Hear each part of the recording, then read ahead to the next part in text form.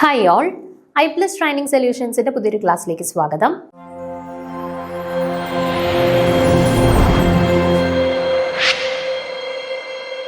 അപ്പം നമ്മൾ technical assistant എക്സാമിന്റെ ക്വസ്റ്റ്യൻസ് ആയിരുന്നു ഡിസ്കസ് ചെയ്തുകൊണ്ടിരുന്നത്. അതിന്റെ കണ്ടിന്യൂഷൻ ആണ് കേട്ടോ. പിന്നെ നമ്മൾ 45ാമത്തെ ചോദ്യമാണ് ഡിസ്കസ് ചെയ്യാനായിട്ട് പോകുന്നത്. 45ാമത്തെ ചോദ്യം തെർമോഡൈനാമിക്സ് ചാപ്റ്ററുമായിട്ട് റിലേറ്റ് ചെയ്തിട്ടുള്ള ചോദ്യമാണ്. നോക്കുക. For an isothermal expansion of an ideal gas which of the following is are true. അപ്പോൾ ഇവിടെ ഒരു isothermal expansion of an ideal gas, ഒരു ഐഡിയൽ ഗ്യാസിന്റെ ഐസോതെർമൽ എക്സ്പാൻഷനുമായിട്ട് ബന്ധപ്പെട്ട് താഴെ തന്നിട്ടുള്ള 3 കണ്ടീഷൻസിൽ ഏതാണ് കറക്റ്റ് ആയിട്ട് വരുന്നതെന്നാണ് ചോദ്യം. Delta H is equal to 0 ആണോ, W is equal to -Q ആണോ, delta U is equal to 0 ആണോ? ഓക്കെ, അപ്പൊ ഇതിൽ ഏതാണ് ഐസോതെർമൽ എക്സ്പാൻഷനുമായിട്ട് ബന്ധപ്പെട്ട് ശരിയായിട്ട് വരുന്നതെന്നാണ് ചോദ്യം. ഓക്കെ, ഓപ്ഷൻ എയിൽ പറയുന്നു 1ഉം 3ഉം ആണ്, ബിയിൽ പറയുന്നു 2 മാത്രമാണ്, സിയിൽ പറയുന്നു 2ഉം 3ഉം ശരിയാണെന്ന്, ആൻഡ് ഓപ്ഷൻ ഡിയിൽ പറയുന്നു എല്ലാ സ്റ്റേറ്റ്മെന്റുകളും ശരിയാണ്. നമുക്ക് നോക്കാം. നമുക്കിവിടെ ഐസോതെർമൽ എക്സ്പാൻഷൻ ആണ് എന്ന് തന്നിട്ടുണ്ട്. Okay, isothermal expansion of an ideal gas എന്നാണ് ക്വസ്റ്റ്യനിൽ തന്നിട്ടുള്ളത്.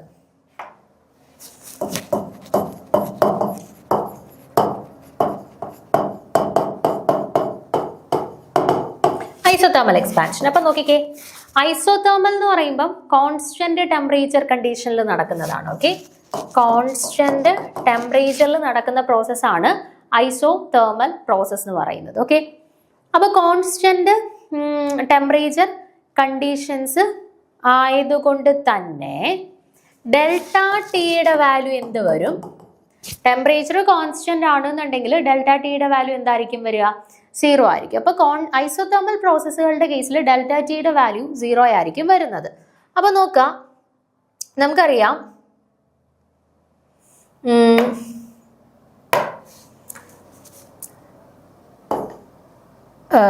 നമ്മുടെ സി വിയുടെ ഇക്വേഷൻ എന്താ? ഡോ യു ബൈ ഡോ ടി ആണ്. സി പിയുടെ ഇക്വേഷൻ എന്താ? ഡോ എച്ച് ബൈ ഡോ ടി ആണ്. ഓക്കെ, അത് വെച്ചിട്ട് നമുക്ക് ഡോ യു എന്ന ഫോമിലോട്ട് ഇക്വേഷനെ മാറ്റി കഴിഞ്ഞാൽ എന്ത് കിട്ടും? ഡോ യു അല്ലെങ്കിൽ delta U is equal to C V D T എന്ന് കിട്ടും. ആൻഡ് ഇവിടെ do H is equal to എന്താ? സി പി ഡി ടി എന്ന് കിട്ടും. ഓക്കെ, അപ്പൊ do U is equal to C V D T and do H is equal to C P D T എന്ന് കിട്ടി. ഇനി ഐസോതെർമൽ പ്രോസസ് ആണ്, temperature constant ആണ്, delta T 0 ആണ്. ഓക്കെ, അപ്പൊ നമുക്ക് ഇവിടെ ഡെൽറ്റ ടിയുടെ വാല്യൂ 0 ആണ് എന്ന് ഐസോതെർമൽ പ്രോസസ് ആയതുകൊണ്ട് നമുക്ക് ഓൾറെഡി കിട്ടിയിട്ടുണ്ട്. അപ്പൊ ഇവിടെ ഡെൽറ്റ ടി രണ്ടിടത്തും 0 ആയി കഴിഞ്ഞാൽ സി വി ഇൻറ്റു 0 എന്ത് കിട്ടും? 0 കിട്ടും. സി പി ഇൻറ്റു 0 എന്ത് കിട്ടും? 0 കിട്ടും.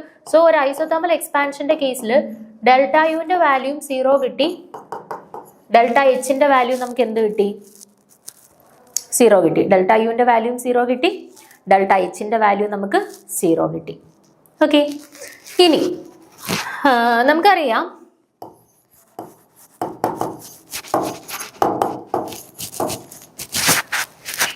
According to first law of thermodynamics D U is equal to D Q plus D W I ആണ്. ഓക്കെ, പക്ഷേ ഡി യു എന്ന് പറയുന്നത് ഓൾറെഡി എന്താണെന്ന് നമ്മൾ കണ്ടുപിടിച്ചു. ഐസോതെർമൽ പ്രോസസ്സിന്റെ കേസിൽ ഡി യുവിന്റെ വാല്യൂ എന്താണെന്ന് നമ്മൾ ഓൾറെഡി കണ്ടുപിടിച്ചു, 0 ആണെന്ന് കണ്ടുപിടിച്ചു. അപ്പൊ 0 is equal to D Q plus D W അല്ലെങ്കിൽ D Q is equal to minus D W എന്ന് കിട്ടത്തില്ലേ?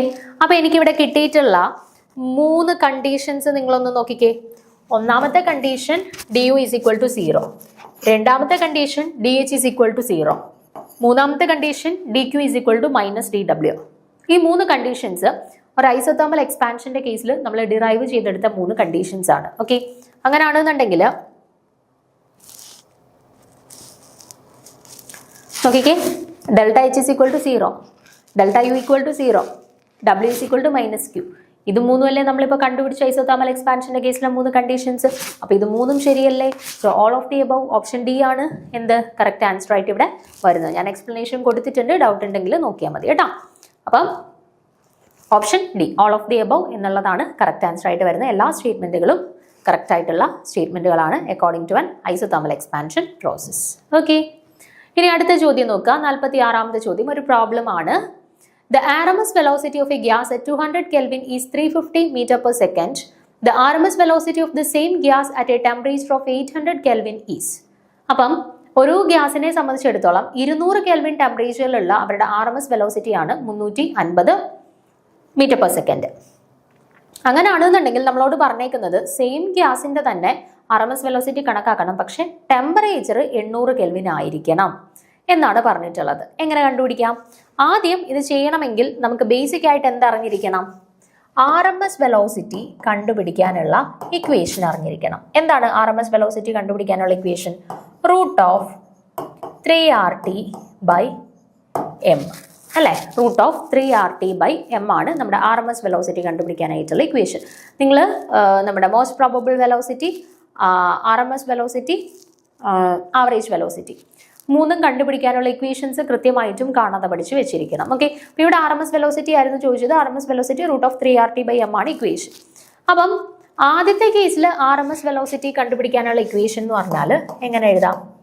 RMS velocity is equal to √3 × R × 200 ആണ് ടെമ്പറേച്ചർ ആദ്യത്തെ കേസിൽ, ഡിവൈഡഡ് ബൈ m. അതിൻ്റെ വാല്യൂ തന്നിട്ടുണ്ട് 350 മീറ്റർ പെർ സെക്കൻഡ്. ഇനി രണ്ടാമത്തെ കേസിലെ RMS വെലോസിറ്റി കണ്ടുപിടിക്കാൻ നേരത്ത് നമ്മൾ സബ്സ്റ്റിറ്റ്യൂട്ട് ചെയ്യേണ്ട എന്താ? 3 × R × ടെമ്പറേച്ചർ എത്രയായി മാറി? 800 ആയിട്ട് മാറി. m ഈസ് ഈക്വൽ ടു എത്രയാണെന്നാണ് കണ്ടുപിടിക്കേണ്ടത്. അപ്പോൾ ഇതിന് വേണ്ടിയിട്ട് നമുക്ക് എന്ത് ചെയ്യാം? ഈ ഇക്വേഷൻ, ഇതിനെ ഇക്വേഷൻ 1 എന്നും ഇതിനെ ഇക്വേഷൻ 2 എന്നും കൊടുത്തു കഴിഞ്ഞാൽ നമുക്ക് ഇക്വേഷൻ 1 ഡിവൈഡഡ് ബൈ ഇക്വേഷൻ 2 ഒന്ന് ചെയ്ത് നോക്കാം. ഓക്കെ, അപ്പോൾ എന്ത് വരും നോക്കിക്കേ? √3R × 200/m divided by √3R × 800/m is equal to 350 divided by ഇവിടുത്തെ വാല്യൂ കണ്ടുപിടിക്കേണ്ട, അതിനെ ഞാൻ x എന്ന് കൊടുത്തു. ഓക്കെ, ഇനി കോമൺ ആയിട്ടുള്ളവരെയൊക്കെ ക്യാൻസൽ ചെയ്യാം നമുക്ക്. 3R ക്യാൻസലായി, 3R ക്യാൻസലായി, m ക്യാൻസലായി, m ക്യാൻസലായി. ഓക്കെ, അപ്പോൾ എന്ത് വരും?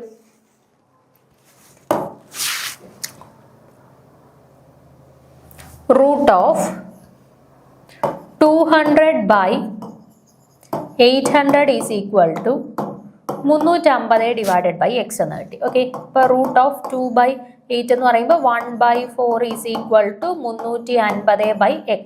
√1/4 എന്ന് പറയുന്നത് എന്താ? 1/2. 1/2 is equal to 350 divided by x. അപ്പോൾ ക്രോസ് മൾട്ടിപ്ലൈ ചെയ്യുമ്പോൾ x ഈസ് ഈക്വൽ ടു 350 × 2 എത്ര? 700 എന്ന് വന്നു. അപ്പോൾ x അല്ലായിരുന്നു രണ്ടാമത്തെ 800 കെൽവിൻ ടെമ്പറേച്ചറിന്റെ കറസ്പോണ്ടിങ് ആയിട്ടുള്ള RMS വെലോസിറ്റിക്ക് അല്ലേ നമ്മളിവിടെ x എന്ന് സബ്സ്റ്റിറ്റ്യൂട്ട് ചെയ്ത് കൊടുത്തേ. സോ എക്സിന്റെ വാല്യൂ നമുക്ക് എന്ത് കിട്ടി? 700 മീറ്റർ പെർ സെക്കൻഡ് എന്ന് കിട്ടി. ഓക്കെ, സോ കറക്റ്റ് ആൻസർ ആയിട്ട് വരുന്ന ഏതാണ്? Option B, 700 metre per second എന്നുള്ളതാണ് ശരിയായിട്ടുള്ള ആൻസർ ആയിട്ട് വരുന്നത്. ഓക്കെ, കൊടുത്തിട്ടുണ്ട് കേട്ടോ. അടുത്ത ചോദ്യം 47ാമത്തെ ചോദ്യം നോക്കാം. An element exists in two crystallographic modifications with FCC and BCC structure. The ratio of the densities of FCC to BCC, that is rho of FCC is to rho of BCC. Rho എന്ന് പറയുന്നത് എന്താ? Density ആണ്. അപ്പോൾ density of FCC is to density of BCC in terms of volume of the unit cell കണ്ടുപിടിക്കാനാണ് ചോദ്യം. Okay, അപ്പം an element exists with two crystallographic modification. ഒരു element 2 crystallographic modification, അതായത് FCCയിലും BCCയിലും എക്സിസ്റ്റ് ചെയ്യുന്നുണ്ട് എന്ന് പറഞ്ഞിട്ടുണ്ട്. നമുക്ക് അവരുടെ FCCയിലും BCCയിലുമുള്ള ഡെൻസിറ്റികളുടെ ratio in terms of volume ആണ് കണ്ടുപിടിക്കേണ്ടത്. അപ്പോൾ നോക്കാം, FCC to BCC അല്ലേ?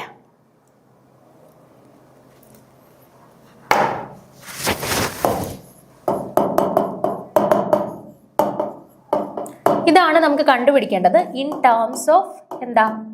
In terms of volume. Rho FCC is to rho BCC ആണ് നമുക്ക് കണ്ടുപിടിക്കാനായിട്ടുള്ളത്. ഓക്കെ, അപ്പോൾ നിങ്ങളൊന്ന് നോക്കിക്കേ, നമുക്ക് ഡെൻസിറ്റിയും വോളിയവും തമ്മിൽ കണക്ട് ചെയ്യുന്ന ഒരു ഇക്വേഷൻ നമ്മൾ പഠിച്ചിട്ടുണ്ടല്ലോ. FCC BCC ഡിഫറെൻറ്റ് സിസ്റ്റംസിൻ്റെ കേസിൽ അവരുടെ density rho is equal to ZM/A³ into NA എന്ന് പറഞ്ഞൊരു ഇക്വേഷൻ നമ്മൾ പഠിച്ചിട്ടില്ലേ? ZM/A³ ഇൻറ്റു NA എന്ന് പറഞ്ഞൊരു ഇക്വേഷൻ നമ്മൾ പഠിച്ചിട്ടില്ലേ? അപ്പോൾ അവിടെ NA എന്ന് പറയുന്നത് അവഗാഡ്രോ നമ്പർ, A³ എന്ന് പറയുന്നതാണ് വോളിയം. A എന്ന് പറയുന്ന യൂണിറ്റ് സെല്ലാണ്. യൂണിറ്റ് സെല്ലിന്റെ ക്യൂബിനെയാണ് നമ്മൾ എന്തെന്ന് പറയുക? വോളിയം. A³ അല്ലേ വോളിയം എന്ന് പറയുന്നത്. അപ്പോൾ ഈ ഇക്വേഷൻ നമുക്ക് എങ്ങനെ വേണമെങ്കിലും റെപ്രസെന്റ് ചെയ്യാം? ZM/വോളിയം ഇൻറ്റു NA. Then Z ന്റെ വാല്യൂവിന് നമ്മുടെ BCC ആണോ FCC ആണോ എന്നതിനനുസരിച്ചിട്ട് വ്യത്യാസം വരും, ചേഞ്ച് വരും. അതായത് ഇപ്പം BCC ആണെന്നുണ്ടെങ്കിൽ Z ന്റെ വാല്യൂ എന്താ, number of atoms per unit സെല്ലിന്റെ വാല്യൂ എന്താ വരിക, 2 വരും. FCC ആണെന്നുണ്ടെങ്കിൽ എന്ത് വരും, 4 വരും. അങ്ങനെ ചേഞ്ചസ് വരും Z ന്റെ വാല്യൂവിന്. അപ്പൊ നമ്മുടെ ഇക്വേഷൻ ഇതാണ്, rho equal to ZM by A cube into NA അല്ലെങ്കിൽ ZM by V into NA എന്ന് പറഞ്ഞ് കിട്ടും. അപ്പൊ ഇവിടെ ഞാൻ റോ FCCക്ക് ZM by V rho FCC is equal to ZM by V into NA എന്ന് കൊടുത്തു, V FCC into NA എന്ന് കൊടുത്തു. ആൻഡ് റോ BCCയുടെ കേസിൽ ZM by V BCC into NA എന്ന് കൊടുത്തു.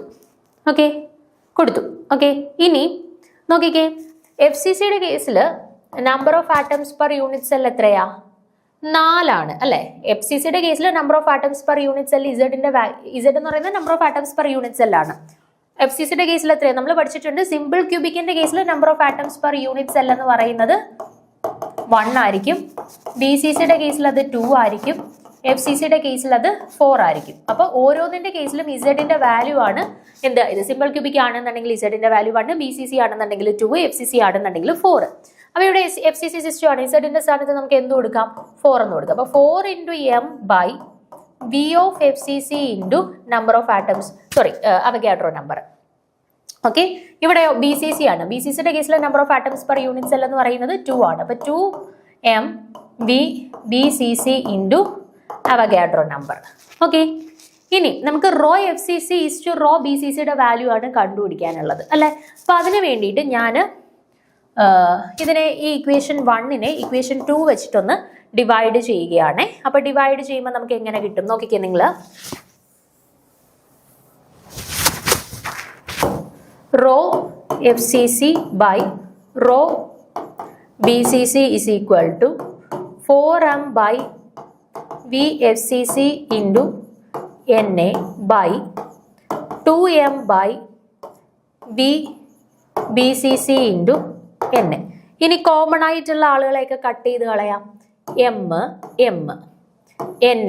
NA കട്ട് ചെയ്തു. ബാക്കി എന്തുണ്ട് നോക്കിയേ, rho FCC by rho BCC is equal to 4 by FCC by 2 by BCC. Okay, അപ്പൊ അതിനെ നമ്മളൊന്ന് റീഅറേഞ്ച് ചെയ്യുമ്പോൾ എന്ത് വരും, rho FCC by rho BCC is equal to 4 by VFCC into VBCC അല്ലേ, VBCC by 2 എന്ന് കിട്ടും. ഓക്കെ, ഇനി 4ഉം 2ഉം കൂടെ സിംപ്ലിഫൈ ചെയ്യുമ്പോൾ നമുക്ക് എന്ത് കിട്ടും, ഇവിടെ 2 എന്ന് കിട്ടും. ഓക്കെ, അപ്പൊ അതായത് 2VBCC by VFCC എന്ന് കിട്ടി. ഓക്കെ, അപ്പൊ rho FCC by rho BCC ഈക്വൽ ടു 2 into VBCC by VFCC എന്ന് കിട്ടി. അപ്പൊ ഇതിനെ റേഷ്യോ ആയിട്ട് എഴുതുമ്പോൾ നമുക്ക് എങ്ങനെ കിട്ടും, rho FCC is to rho BCC is equal to 2VBCC is to VFCC. അപ്പൊ നമുക്ക് ഡെൻസിറ്റി ഓഫ് FCC വേഴ്സസ് BCCനെ നമുക്ക് വിത്ത് റെസ്പെക്ട് വോളിയം നമ്മൾ സിംപ്ലിഫൈ ചെയ്തെടുത്തു. എന്ത് കിട്ടി, 2VBCC ഈസ് ടു VFCC എന്ന് കിട്ടി. നമുക്ക് നോക്കാം ആൻസർ ഓപ്ഷനിലുണ്ടോ നോക്കാം. VBCC ഈസ് ടു VFCC എന്ന് പറയുന്ന option. Option C 2VBCC is to VFCC, അതാണ് കറക്റ്റ് ആൻസർ ആയിട്ട് വരുന്നത്. Okay, option C 2VBCC equal to VFCC. മനസ്സിലായോ? ജസ്റ്റ് ഇത്രയേ ഉള്ളൂ. നമുക്ക് ഡെൻസിറ്റിയുടെ ടേംസിൽ rho FCC is to rho BCC കണ്ടുപിടിക്കാനാണ് question. In terms of volume എന്നും പറഞ്ഞിട്ടുണ്ട്. അപ്പം ഡെൻസിറ്റിയുടെ ഇക്വേഷൻ എഴുതുക. Density is equal to ZM by A cube into NA ആണ് അല്ലെ. A cube എന്ന് പറയുന്നത് യൂണിറ്റ് സെൽ ഡയമെൻഷന്റെ ക്യൂബാണ്, അത് വോളിയത്തിന് തുല്യമാണ്. So ZM A cube NA എന്ന് പകരം ZM by V into NA എന്ന് നമുക്ക് കൊടുക്കാം. അല്ല FCCയിലാകുമ്പോൾ VFCC എന്ന് കൊടുക്കാം, BCCയിലാകുമ്പോൾ VBCC എന്ന് കൊടുക്കാം. Z എന്ന് പറയുന്നത് number of atoms per unit cell ആണ്, അത് BCCയിൽ 2 ആണ്, FCCയിൽ 4 ആണ്. സബ്സ്റ്റിറ്റ്യൂട്ട് ചെയ്യുക, റീഅറേഞ്ച് ചെയ്യുക, റേഷ്യോ എടുക്കുക. നമുക്ക് സിമ്പിൾ ആയിട്ട് VBCC equal to 2VBCC equal to VFCC എന്ന് കിട്ടും. ഓക്കെ, അപ്പൊ ഡയറക്റ്റ് ചോദ്യമാണ്. ജസ്റ്റ് ഒന്ന് റീഅറേഞ്ച് ചെയ്ത് കഴിഞ്ഞാൽ നമുക്ക് വളരെ ഈസി ആയിട്ട് ആൻസറിലോട്ട് എത്തിപ്പെടാൻ സാധിക്കും. ഓക്കെ, അടുത്തത് വീണ്ടും ഒരു പ്രോബ്ലം ആണ്. നമ്മുടെ ഇലക്ട്രോ കെമിസ്ട്രി ആസ്പെക്റ്റിൽ വരുന്ന ഒരു ചോദ്യമാണ്. നോക്കാം, The conductivity of an electrolytic solution of 0.05 mole concentration is found to be 0.0125 ohm raised to minus 1 centimeter raised to minus 1. The molar conductivity of this solution is. ഇപ്പം എന്താ ചോദിച്ചിട്ടുള്ളത്? ഒരു ഇലക്ട്രോലൈറ്റിക് സൊല്യൂഷൻ്റെ കണ്ടക്ടിവിറ്റി തന്നിട്ടുണ്ട്. എത്രയാണ്? കണ്ടക്ടിവിറ്റി ലാംഡയുടെ value 0.0125 എന്ന് തന്നിട്ടുണ്ട്. Okay, പിന്നെ കോൺസെൻട്രേഷൻ തന്നിട്ടുണ്ട്. കോൺസെൻട്രേഷന്റെ വാല്യൂ എത്രയാ? 0.05 മോൾസ് ആണെന്ന് തന്നിട്ടുണ്ട് കോൺസെൻട്രേഷൻ. ഓക്കെ, നമുക്ക് മോളാർ കണ്ടക്ടിവിറ്റി ലാംഡ എം ആണ് കണ്ടുപിടിക്കാനായിട്ടുള്ളത്. ഓക്കെ, അപ്പൊ കണ്ടക്ടിവിറ്റിയും കോൺസെൻട്രേഷനും കണക്ട് ചെയ്തുകൊണ്ട് മോളാർ കണ്ടക്ടിവിറ്റി കണ്ടുപിടിക്കാനുള്ള ഇക്വേഷൻ നമ്മൾ പഠിച്ചിട്ടുണ്ടല്ലോ. എന്തായിരുന്നു equation? Lambda M is equal to K into 1000 divided by C. K എന്ന് പറയുന്നത് എന്താണ്? കണ്ടക്ടിവിറ്റി. ലാംഡയാണ് കെ അല്ലെങ്കിൽ കണ്ടക്ടിവിറ്റി എന്ന് പറഞ്ഞ് ഡിനോട്ട് ചെയ്തിട്ടുള്ളത്. അപ്പൊ lambda M, molar conductivity lambda M is equal to K into 1000 divided by C എന്ന് പറയുന്നതാണ് നമ്മുടെ ഇക്വേഷൻ. അപ്പൊ ഇവിടെ വാല്യൂസ് സബ്സ്റ്റിറ്റ്യൂട്ട് ചെയ്ത് കൊടുത്തേ.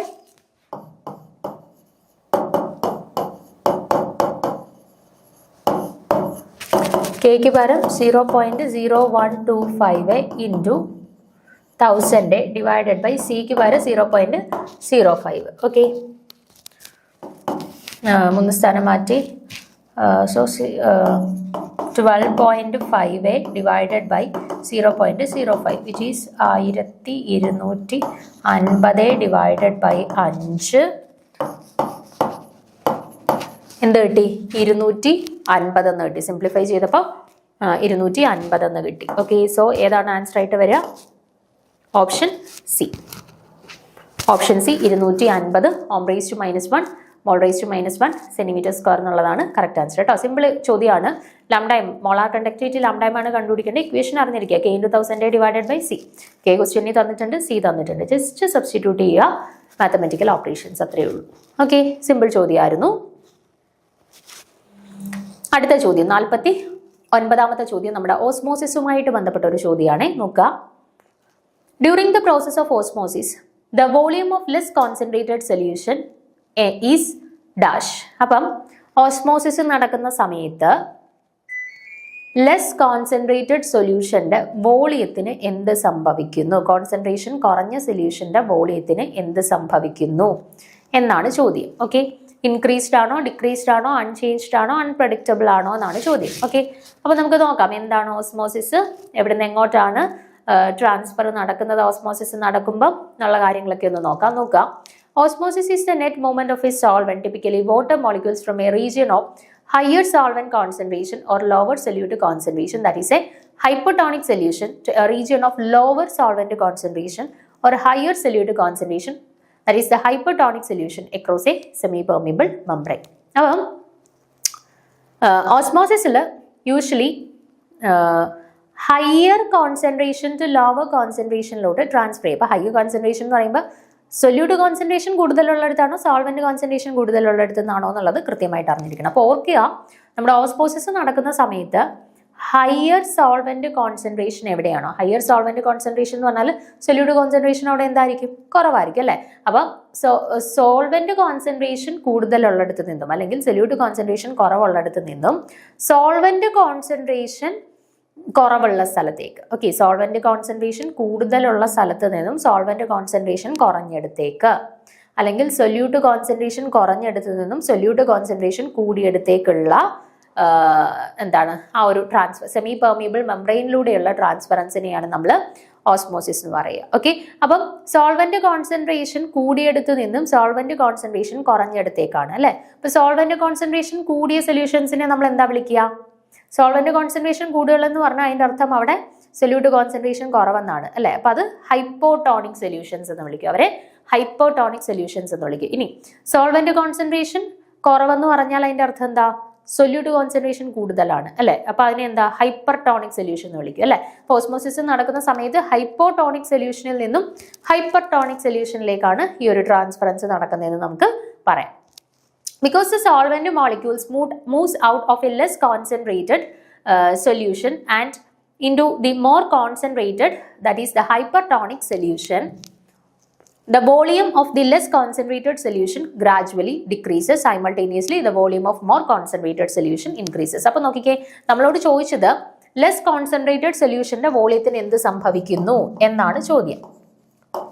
ലെസ് കോൺസെൻട്രേറ്റഡ് സൊല്യൂഷന്റെ വോളിയത്തിന് എന്ത് സംഭവിക്കുന്നു എന്നാണ് ചോദ്യം. ഓക്കെ, അപ്പോൾ ആദ്യം പറഞ്ഞിരിക്കേണ്ടത് ലെസ് കോൺസെൻട്രേറ്റഡ് സൊല്യൂഷൻ എന്ന് പറഞ്ഞാൽ ഏതാണ്?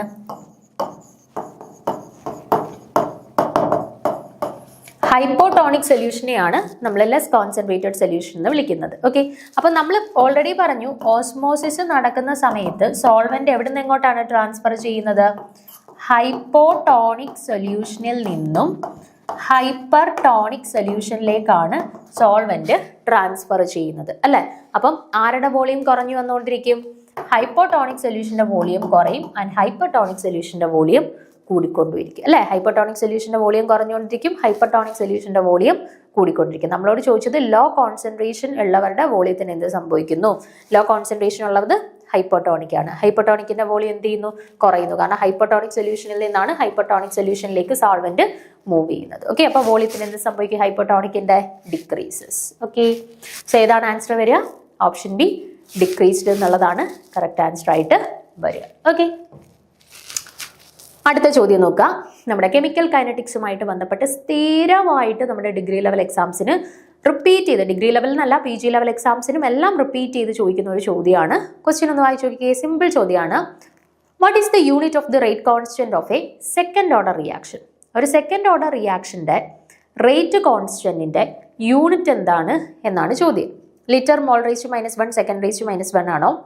Litre raise to -1 mole second raise to -1 ആണോ? സെക്കൻഡ് റേസ് ടു -1 ആണോ? Litre square mole raise to -2 second raise to -1 ആണോ? ഏതാണ്? നമ്മൾ ഒരു ഏത് ഓർഡർ റിയാക്ഷന്റെ കേസിലായാലും അവരുടെ റേറ്റ് കോൺസ്റ്റന്റിന്റെ യൂണിറ്റ്, ഓക്കെ, റേറ്റ് കോൺസ്റ്റന്റിന്റെ യൂണിറ്റ് കണ്ടുപിടിക്കാനായിട്ട് നമ്മൾ ജനറലി യൂസ് ചെയ്യുന്ന ഒരു ഇക്വേഷൻ ആണ് mole litre raise to -1 the whole raise to 1 - n second raise to -1. Okay, mole litre raise to -1 the whole raise to 1 - n second raise to -1. ഈ ഒരു equation use ചെയ്തിട്ടാണ് നമ്മൾ പൊതുവെ റേറ്റ് കോൺസ്റ്റന്റ്, ഇപ്പൊ ഏത് ഓർഡർ റിയാക്ഷന്റെ കേസിലായാലും അവരുടെ റേറ്റ് കോൺസ്റ്റന്റിന്റെ യൂണിറ്റ് നമ്മൾ കണ്ടുപിടിക്കുന്നത്. ഓക്കെ, അപ്പം ഓരോന്നായിട്ട് നോക്കാം. ആദ്യം സീറോ ഓർഡറിന്റെ കേസ് ആകുമ്പോൾ എന്നിന് എന്തിട്ട് കൊടുക്കണം? ഇക്വേഷനകത്ത് എന്നിന് 0 സബ്സ്റ്റിറ്റ്യൂട്ട് ചെയ്യണം. അപ്പൊ എന്ത് വരും നോക്കിക്കേ.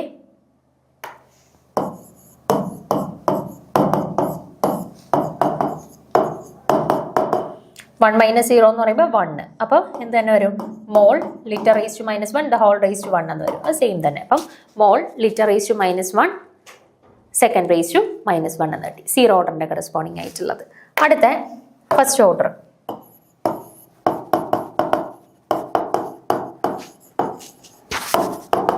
ഫസ്റ്റ് ഓർഡറിന്റെ കറസ്പോണ്ടിങ് ആകുമ്പോൾ എന്നിന്റെ വാല്യൂ എന്തിട്ട് കൊടുക്കണം? എന്നിന്റെ വാല്യൂ 1 സബ്സ്റ്റിറ്റ്യൂട്ട് ചെയ്ത് കൊടുക്കണം. അപ്പൊ എന്ത് വരും നോക്കിക്കേ.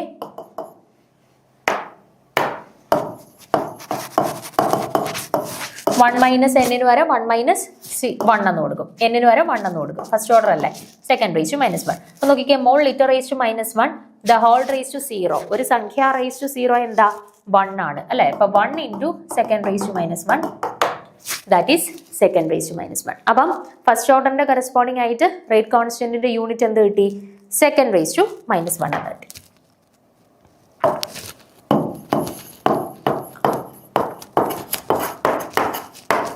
അടുത്ത സെക്കൻഡ് ഓർഡർ റിയാക്ഷൻ വരുമ്പോൾ എന്നിന്റെ വാല്യൂ എന്തിട്ട് കൊടുക്കണം?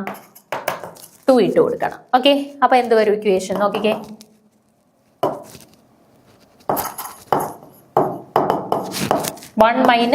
n വരെ 1 - 2 എന്ന് കൊടുക്കും. ഓക്കെ, സെക്കൻഡ് റേസ് ടു -1 എന്ത് വരും?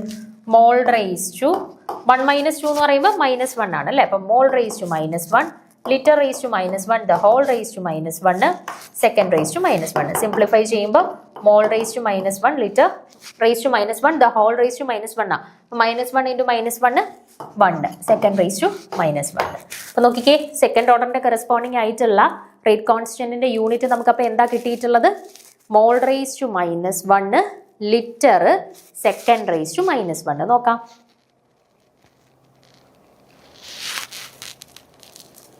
മോൾ raise to -1 litre second raise to -1. അതായത് ഓപ്ഷൻ എയിൽ കൊടുത്തിട്ടുള്ളത് പോലെയാണ് സെക്കൻഡ് ഓർഡർ റിയാക്ഷന്റെ കേസിൽ അവരുടെ റേറ്റ് കോൺസ്റ്റന്റിന്റെ യൂണിറ്റ് വരുന്നത്. സോ കറക്റ്റ് ആൻസർ ആയിട്ട് വരുന്നത് ഏതാണ്?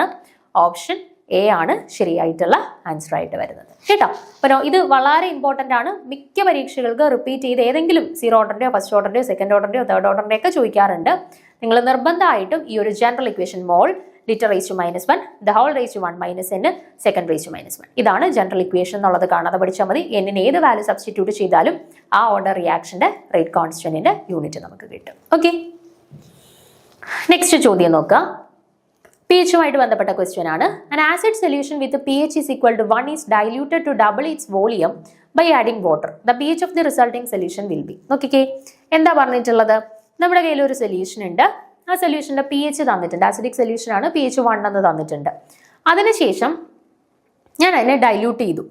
ഡൈല്യൂട്ട് ചെയ്ത് എങ്ങനെയാ? ഇപ്പൊ അതിന്റെ വോളിയം V ആയിരുന്നെങ്കിൽ അതിന്റെ വോളിയം 2V ആക്കിക്കൊണ്ടാണ് ഡബിൾ ചെയ്തത്, അതായത് ഇരട്ടിയാക്കി.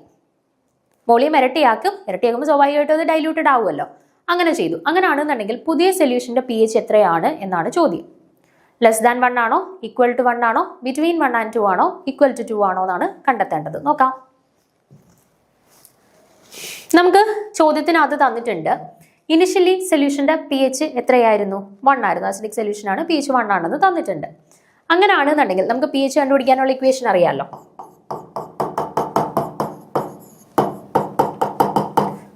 -log കോൺസെൻട്രേഷൻ ഓഫ് H+ ആണ് pH കണ്ടുപിടിക്കാനുള്ള ഇക്വേഷൻ. അങ്ങനെയാണെന്നുണ്ടെങ്കിൽ അവിടെ നിന്ന് H+ന്റെ കോൺസെൻട്രേഷൻ കണ്ടുപിടിക്കാനുള്ള ഇക്വേഷനെ നമുക്ക് എങ്ങനെ എഴുതാം?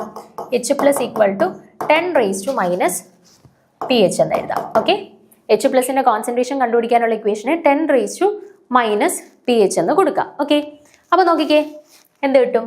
10 റേസ് ടു pHന്റെ വാല്യൂ എത്രയാ?